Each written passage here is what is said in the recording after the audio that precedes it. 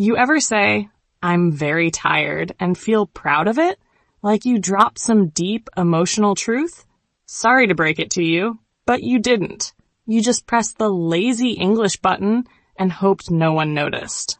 This is Monday English Podcast, the place where weak words get roasted and your old grammar habits finally get kicked in the teeth. With love, of course. Today we're talking about a word you probably use every day. Very. It's the ketchup of English. You throw it on everything and expect it to taste better. Very hungry, very cold, very good. But here's the truth. It doesn't add flavor. It just shows you didn't try. And hey, we've all done it.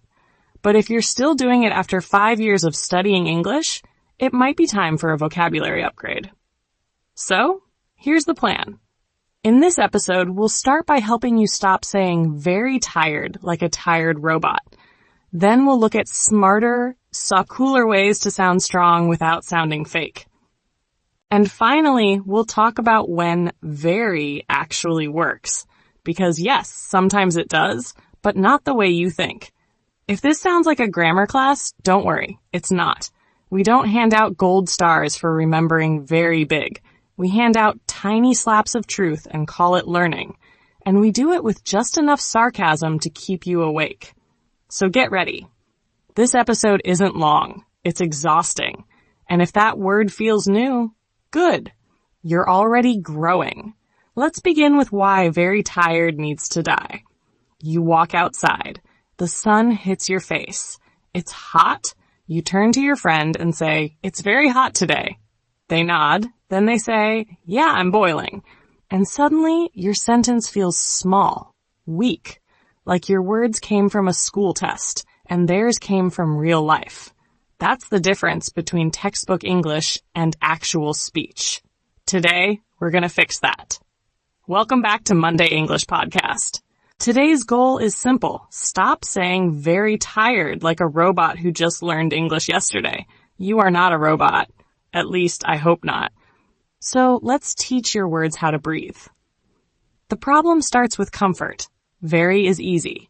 It goes before anything. Very cold, very big, very fast. And your brain loves it because your brain is lazy. Mine too.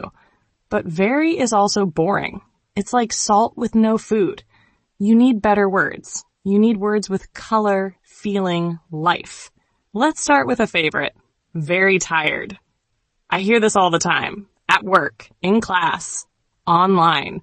You say, "I'm very tired," like it explains everything. But it doesn't. It's too soft, too flat. Try exhausted. That's a stronger word. It means extremely tired. For example, after the trip, I was exhausted. You can feel it. You can see the person lying in bed, shoes still on, dead to the world. That's what the word gives you. A picture. A mood. Now think about very cold. Sure, it works, but it sounds like something from a weather app. Try freezing. That means extremely cold. We were freezing at the bus stop. Suddenly I feel the wind. I imagine hands in pockets. Shoulders are shaking. Real English doesn't just tell, it shows. Same thing with very hot. Now imagine this. You step into a small room with no fan, no air. Sweat starts in 5 seconds. That's not very hot. That's boiling. Boiling means extremely hot. The classroom was boiling before the air turned on. It's short. It's sharp. It hits harder. Let's move to feelings. Very hungry is one I hear all the time, but again, it's too soft. Try starving. Starving means very, very hungry. You're not actually dying, but it feels close. I forgot breakfast. I'm starving. It sounds real. It makes people care. What about anger? Very angry sounds like a child telling a teacher someone stole their crayon. You want power? Use furious. Furious means extremely angry. She was furious when they broke her phone. That word, it has fire in it. It shows someone who wants to scream or break something. Very angry just wants to complain. And for something positive, let's replace very happy. Try thrilled. Thrilled means very happy and excited. I was thrilled to see my name on the list. Not just happy. Not just smiling, but jumping, smiling, maybe dancing. That's what thrilled gives you, emotion. Now, you might be thinking, okay, but I don't want to sound strange. Newsflash, you already do, but not because of the new words. You sound strange because you say very like it's your best friend, and you say it with no life behind it. That's the real problem.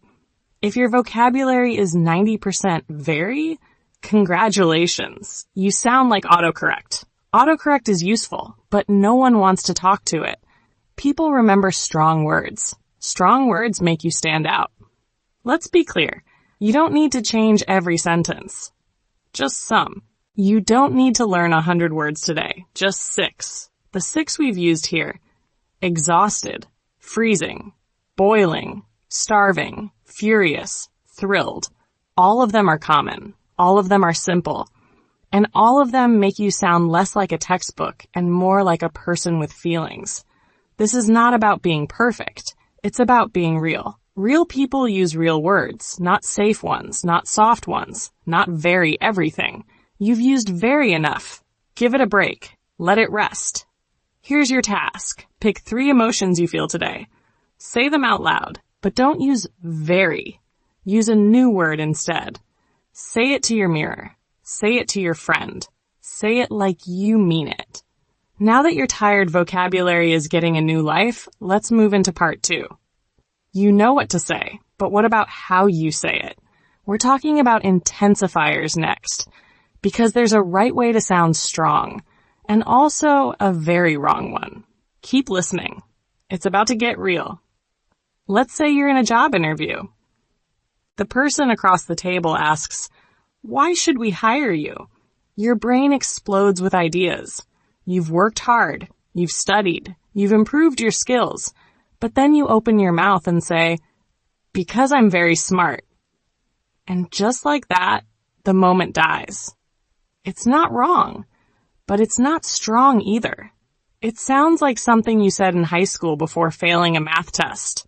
And your brain, 5 seconds too late, whispers, "Why didn't I say brilliant?" This is where most learners get stuck. You know the words, you understand them when you read or hear them. But when it's time to speak, you panic and grab very. Because it's easy. It's fast. It's safe. But very is not powerful. It's not expressive.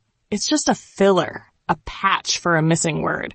And today we're going to patch that hole with better ones. Let's talk about intensifiers. An intensifier is a word that makes something stronger, like saying really smart instead of smart, or absolutely perfect instead of just perfect. These words help your message feel louder without changing the meaning. But here's the trick. They work best with the right tone and the right setting. You don't need to sound like a poet. You just need to sound alive. One common and useful intensifier is really. It means in a strong way. For example, that movie was really good. It adds feeling without sounding fake. Next is so.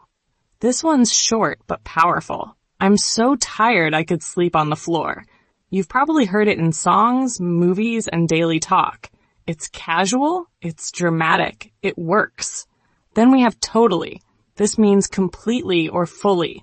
You can say, "I totally forgot our meeting." It shows you didn't just forget a little, you forgot 100%. It's often used in informal conversations, especially with friends. Next is absolutely. This one sounds more formal. It means something is completely true or perfect. You did an absolutely amazing job. It's polite. It's strong. It's good for emails or serious conversations. Now try completely. It's simple. It means 100% of something. I'm completely ready for this trip. No doubts, no questions, just done. And for something more playful, there's super. This is very casual, but it adds fun. That place is super cool. You can say it when talking to friends or classmates. Just don't say it in a serious speech. No one wants to hear, "This company is super professional." So now you have some tools. But how do you use them? First, understand the tone. If you say super angry at a funeral, you'll sound like a bad cartoon. Use playful intensifiers when the mood is light. Use serious ones when you need to sound strong and respectful. Second, match the words. Saying really sad sounds natural. Saying totally sad sounds strange. Some words just don't go together. You'll learn by listening. Notice what people say in movies, in interviews, on social media. Copy what sounds right. And don't just replace very with these new words. Sometimes using a stronger word is better than adding an intensifier. For example, very funny becomes hilarious. Really funny is better, but hilarious is best. Hilarious means extremely funny, like laughing so hard you cry. That show was hilarious. I couldn't stop laughing. That word paints a picture. Very funny just puts a label. You have to feel the difference. Very small is boring. Tiny feels real. Very scared is okay. Terrified is better. If you want your English to improve, stop playing it safe.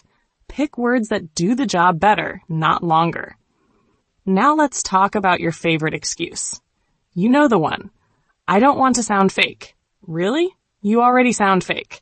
But not because you use new words. You sound fake because you keep using very for everything like it's the only word you know. Saying absolutely beautiful won't make you a drama queen. It'll just make you more interesting to talk to. You don't need to remember everything from today. Start with 1 or 2 words. Use them once. Use them again tomorrow and the next day. That's how you grow. Not by memorizing, but by using. Every word you say is a choice, so make better ones. Slowly, but on purpose. Here's your action task. Take 5 boring sentences from your textbook and upgrade them using these tips. Use 1 new word in each. Say them out loud. Write them down. Speak like someone who means what they say. Now that you've learned how to speak with power, let's talk about when very actually works. Because yes, there are moments when very is useful, but only if you use it right. Let's get into that in the next segment. Keep going. You're doing better than you think. You've heard us roast very all episode. We've dragged it, mocked it, pushed it out the door. But here's the plot twist. Sometimes very is actually okay. Not often, but sometimes. And when used the right way, it can be helpful, polite, or even powerful. Yeah, we said it. Let's be adults now and talk about when very gets a free pass. Imagine someone helps you carry a heavy bag. You say, "That's very kind of you." It feels right. Not forced, not fake, just honest. In this case, very helps the sentence sound soft and polite. Not dramatic, not boring, just real. You could say, "That's kind of you," but it feels too short, like you didn't try. Adding very here makes the sentence feel full, balanced, like a proper thank you. Another example is, very sorry. You forgot a meeting. You're late for a call. You hurt someone's feelings. Saying I'm very sorry shows emotion, more than just sorry. It's polite, formal, and serious. Of course, if you say it 10 times a day, it loses power. But in real situations, it works. You're showing care.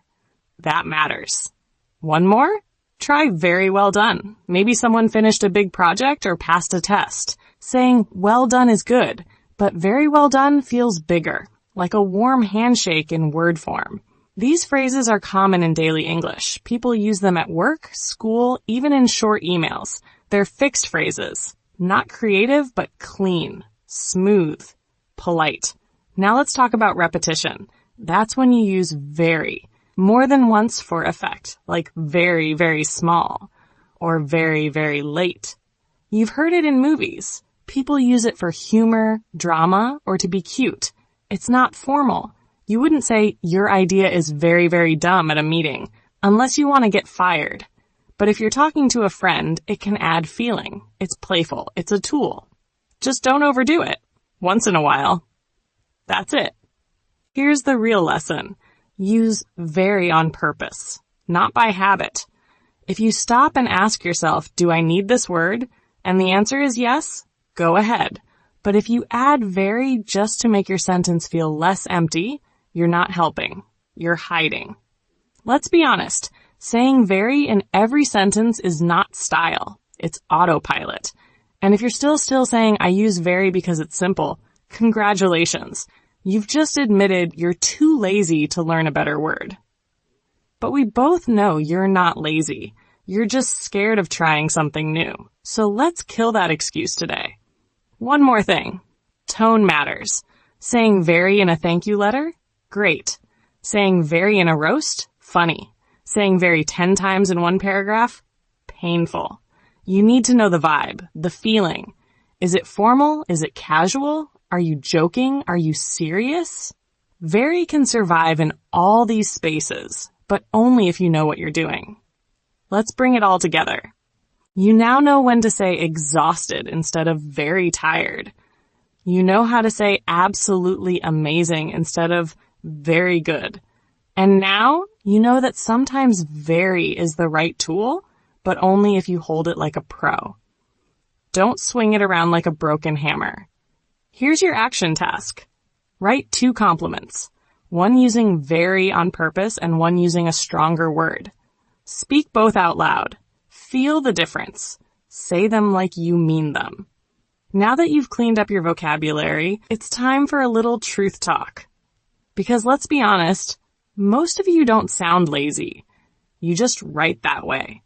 And we're about to fix that too. Keep listening. You're not done yet. You know what's very interesting? When someone types, "That's very interesting," and then immediately scrolls away like they're allergic to real thought. Don't lie. You've done it. Probably this week.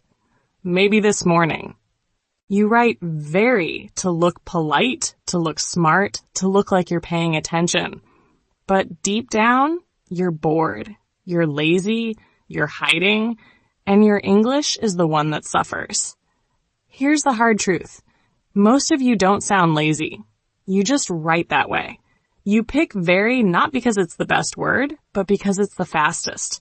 Because it's safe. Because you're scared of choosing something wrong. So instead of saying something honest, strong, or alive, you say something safe. Very good. Very nice. Very big. All those phrases mean nothing without context. They're the verbal version of a shrug. I'm not here to judge your fear. I get it. I've seen smart people freeze the second they had to say something new, and instead of speaking strong, they spoke safe. Safe is fine for elevators and bad dates, but it won't get you fluency. Not in English. Not in life. Safe won't make your boss notice you. It won't make your story memorable. It won't get you the job, the opportunity, the connection. Words matter. And very isn't strong enough to carry your voice. Let me guess. You're worried that using a stronger word will sound wrong. You don't want to be dramatic. You don't want to be laughed at. So you stick with very. Because no one laughs at very, right? But no one remembers it either. Safe doesn't teach. Safe doesn't grow. You want to be better? Then stop writing like you're trying not to get caught. This isn't about showing off. This is about showing up.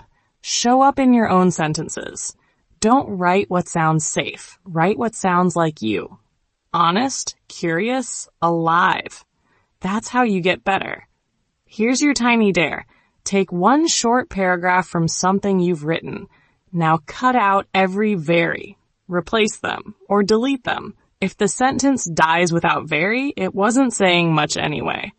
All right, rant over. Time to build something better. Let's fix this from the inside. Your vocab, your voice, your habits, one clear step at a time. Ready? Let's go. So here we are. You survived the vocabulary roast. Barely.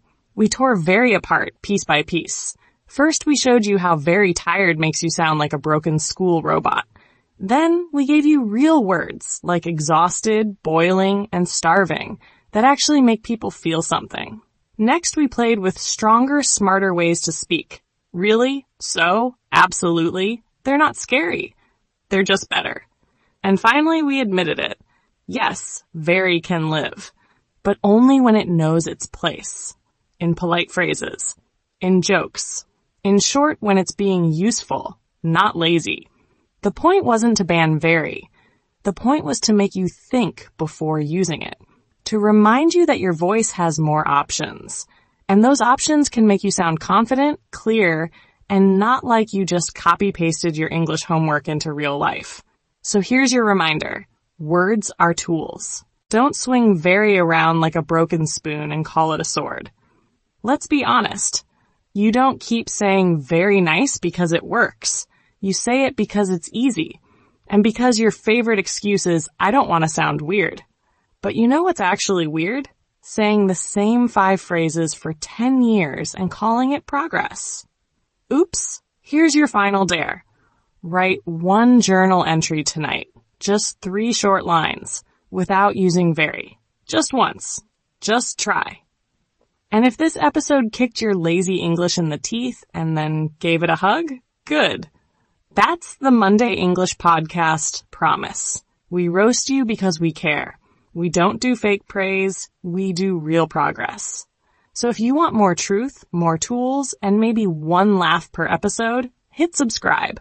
Share this with someone who says very interesting in every sentence. And come back next week. We'll still be here. Tired, probably, but not very tired. Just exhausted and proud of it.